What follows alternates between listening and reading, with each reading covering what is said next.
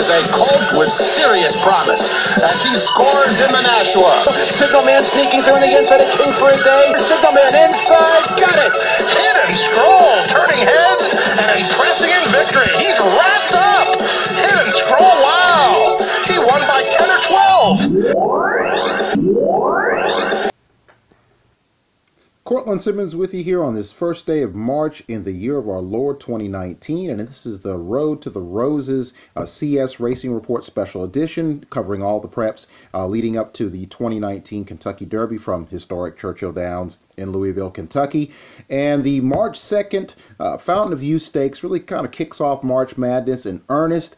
Grade 2, $400,000, a mile and a 16th, drew a really stacked field of 11. A lot of interesting horses in here with raw talent, stakes-proven horses, etc. We're going to get right into the post positions and then sort of, break down how we think this race is going to probably unfold at Gulfstream and historic Hallandale. Number 1 is the horse that a lot of people were talking about last fall, Code of Honor. Code of Honor is 6-1 to many people off the 4th place finish in the Mucho Macho Man Stakes after missing the Remsen, which was going to be the race to replace missing the Breeders' Cup or the Kentucky Jockey Club. He didn't work well leading into that, skipped that race. He really threw in a bad performance, a one that has got a lot of people getting off his bandwagon in the Mucho Macho Man, where he was a well-beaten 4th, about 9.5 lengths behind Mijos and Garter and Ty and Trophy Chaser. He just wasn't, in the bridle in this race, and he is going to have to redeem himself to have any shot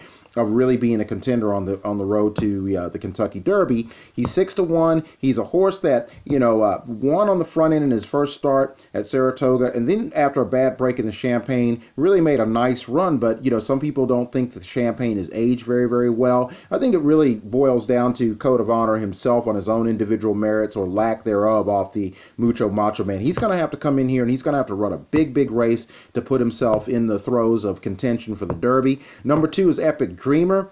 He's 20-1 for trainer Kelly Breen, the trainer of the 2011 Belmont winner, ruler on ice.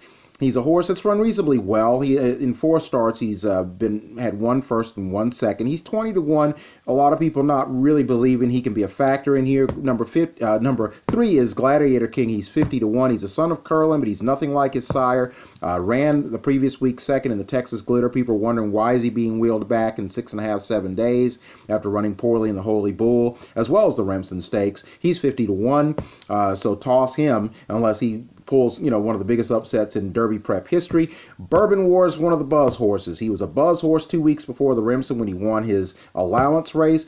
Made a big move on the turn the Remsen, and then he kind of flattened out to finish 4th. He could be excused running a mile and an 1/8 as a juvenile. Ran a very good race. Wasn't the best effort. I think people were a little disappointed, but he's come back at Gulfstream Park to win at the Fountain of Youth distance at a mile and a 16th. A lot of people like the numbers and the speed figs out of that. He's 10-1. I think he's going to get value. Some people are going to get wise to the fact that he may be one of the ones to beat, and his odds may come down, but he's still going to have some value. It wouldn't surprise me if those odds, sustain itself. We'll just have to wait and see. He is, of course, trained by Mark Henning.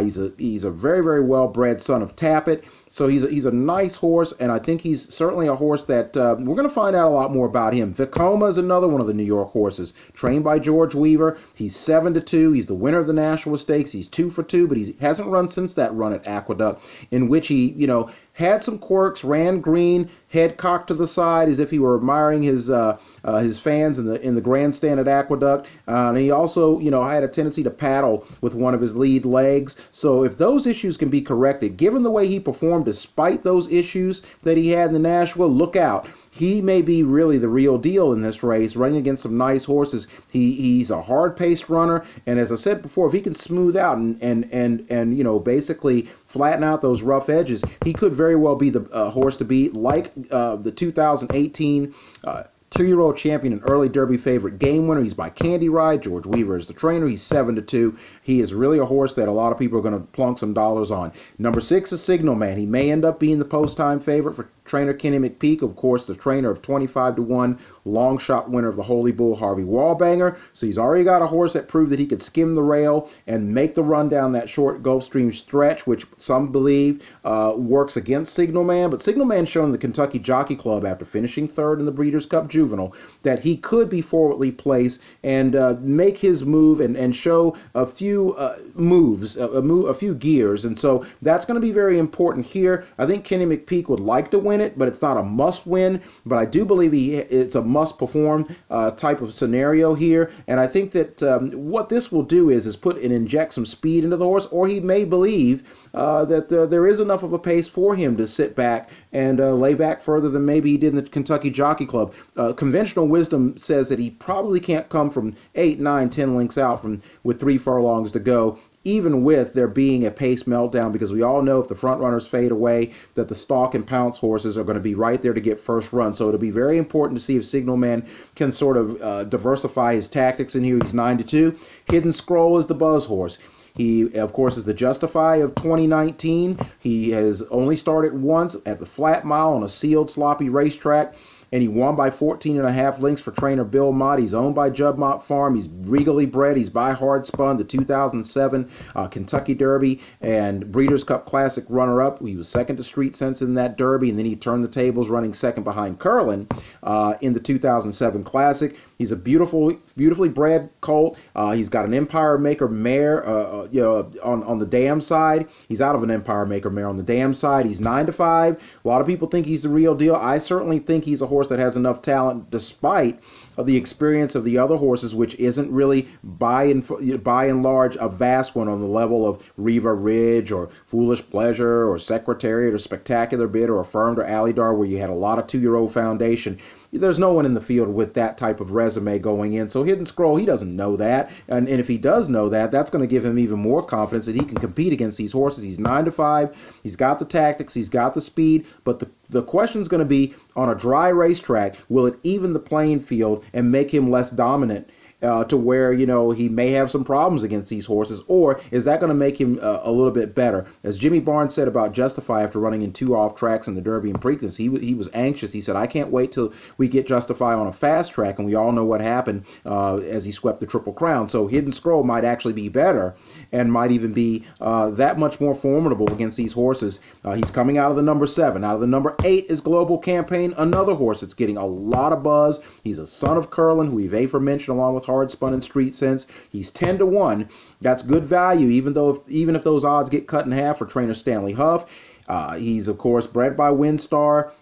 He was wrapped up in his 2 starts, but that 78 buyer, that is the burning question. Was that 78 a lower number than what it actually was when beating Standard Deviation out of the Chad Brown barn, a horse who finished second in the Breeders' Futurity and then bombed in the Breeders' Cup Juvenile? Or is it a situation where he's not as fast as everybody thinks that he is, and that he doesn't have that extra in reserve to compete with these horses? Many people believe he's got a little something extra. The 78 was wrapped up in terms of, he wasn't all out, and he's got a little bit something left in the tank, a lot left in the tank to be competitive. He's 10-1. The odds are going to probably go down because some people are going to ignore that low 78 and believe that he can step up.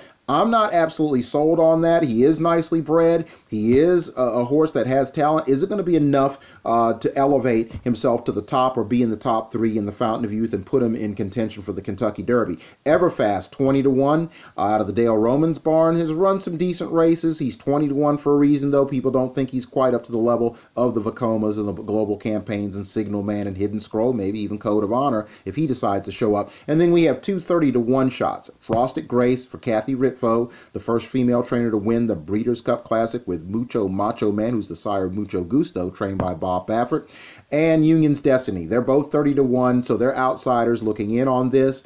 So what does it say about the field here in the Fountain of Youth, given the contenders in here? I like VEKOMA in here, not necessarily literally to win. I think he's going to be right there. He had a lot of quirks and a lot of greenness. If he can just overcome that, granted, he hasn't been out in 4 months. These things may resurface, and a breakdown in mechanics may cause a serious problem against this kind of, this kind of quality in here. If you believe these horses are going to rise and elevate, as I said before, to the level that a lot of bettors and a lot of fans think. Hidden Scroll, I think he's the real deal in here. So I think that Bourbon War as well is a horse that you can use. I'm not high on Code of Honor. I'm not absolutely sold on Signalman, but I think he's solid. I think he's going to run the kind of race that's going to put him in a position to win it, and somebody's going to have to outrun him, and he may actually win this race. I'm picking the 7, Hidden Scroll, the number 5, VEKOMA, the number 6, Signalman, and then the number 4, Bourbon War. I think those are the 4 best horses. I'm leaving Global Campaign out of my initial picks, but when you go to the betting windows, you want to play a couple different ways, and so plan B would be to use Hidden Scroll on top at the 7. Number 8, Global Campaign. He may live up to his promise. Number 4, Bourbon War. And then Signalman still finishing 4th. Even if he doesn't hit the board, he'll hit the Superfecta. So you can, on the second scenario, either use Hidden Scroll in front of Global Campaign or vice versa. Global Campaign in front of Hidden Scroll, and then Bourbon War and Signalman. I think those horses are going to probably be the ones that I think that in scenario 2 are going to show up if VEKOMA doesn't run the race that I think he can in scenario number 1, where he's finishing right behind Hidden Scroll, who I really do believe is the real deal. He may not win by 14 lengths, but I think he can beat these horses. We shall see, and we're going to recap it right here at the CS Racing Report Road to the Roses edition.